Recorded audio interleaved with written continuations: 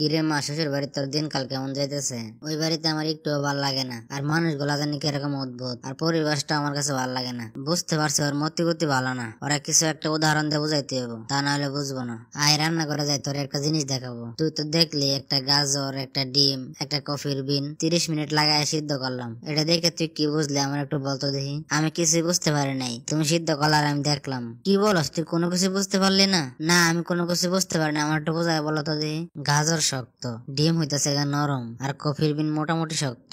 দেখ এগুলো আগুনে সিদ্ধ করার কারণে এক একটা এক রকম হয়ে গেল। গাজর হয়ে গেল নরম, ডিম হয়ে গেল শক্ত, আর দেখ কফির বিন কি সুন্দর পানির লগে মিশে সুন্দর গন্ধ ছড়াইতেছে। সিদ্ধ হলে তো তাই হইব। তেমন আমার এগুলা বলতেছে কেন? আজকে তোরে কিছু কথা বলবো। এই কথাগুলো আমার বিয়ার পরে আমার মা আমারে বলছিল। আমি জানি না আমার এই কথাগুলো তোর কতটুকু কাজে আসবে, কিন্তু আমার মায়ের এই কথাগুলো আমার খুব উপকারে আসছে, যার কারণে আমার সংসারে অনেক সুখের হয়েছে। তুই যদি তোর স্বামীর বাড়িতে শক্ত হয়ে থাকস, তাহলে তোর সাথে অনেক ঝগড়া হইব, তোর অনেক অশান্তি হইব।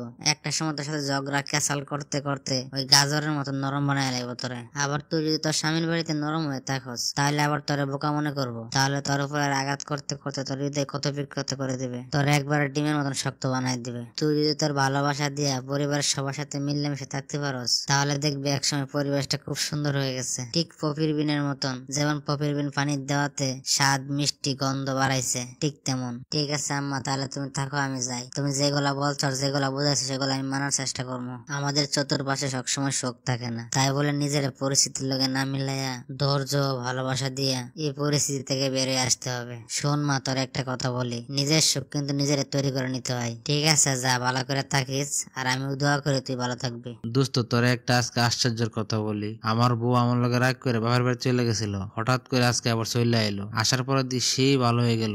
যে পরিমাণ ফেরা দিত আমারে, বিশাল একটা ডিস্টার্ব ছিল আমার জীবনে। আমি ভাবছিলাম ওর আমি ডিভোর্স দিয়ে দেবো, বা হঠাৎ করে বাড়িতে আওয়ার পরে সেই ভালো হয়ে গেছে। বুঝলাম না ব্যাপারটা হঠাৎ করে কিভাবে চেঞ্জ হয়ে গেল। হয়তো বা আর বাপ মা বুঝাইছে ভালো করে, সেজন্য হয়তো নিজের পরিবর্তন করে নিছে। আমার মাথায় কোনোভাবে ধরতেছে না। বাপ মা বোঝানোর লগে লগে বুঝে গেল, আমি তো পুরাই অবাক হয়ে গেলাম। শোন দোস্ত, তোর একটা কথা বলি, যেই মেয়ের মা যত বেশি বুঝে, সেই মায়ের মেয়ের তত আগে ডিভোর্স হয়। যেই মায়েরা বেশি বুঝে, তার মেয়েরা কোনো সময় সংসার করে খাইতে পারে না। দেখবে কিছু কিছু মায়েরা আছে, কিছু হইলে মায়ের কাছে ফোন দিলে মা বলে, তুই সংসার ফালাই তুই চলে আয়, আমি তোর অন্য জায়গায় আরো ভালো দিকে বিয়ে দিয়ে দেবো, তুই আরো সুখে থাকবে। এইসব মায়ের মেয়েরা কোনো সময় সংসার করে খাইতে পারে না কারোর সাথে। দেখবি আবার কিছু কিছু মেয়ের মা আছে, মেয়েরা বুঝাইবো ওটা তোর স্বামীর বাড়ি, ওইখানে তোর থাকতে হবে সারা জীবন, ঝগড়াঝাটি কোনো কিছু করা যাইব না, সবকিছু মানিয়ে নেওয়া লাগবো। দেখবি ওইসব মহিলার মেয়েরা সুন্দর করে সংসার করতেছে এবং একসময় ভালো হয়ে যায়। আমার মনে হয় তোর শাশুড়ি অনেক ভালো মানুষ, তোর বউ ওরা ভালো করে বুঝাইছে, হয়তো বা তোর বউ বুঝছে, যার জন্য সে ভালো হয়ে গেছে। তোর ভাগ্যটা অনেক ভালো, এমন একটা শাশুড়ি পাইছস।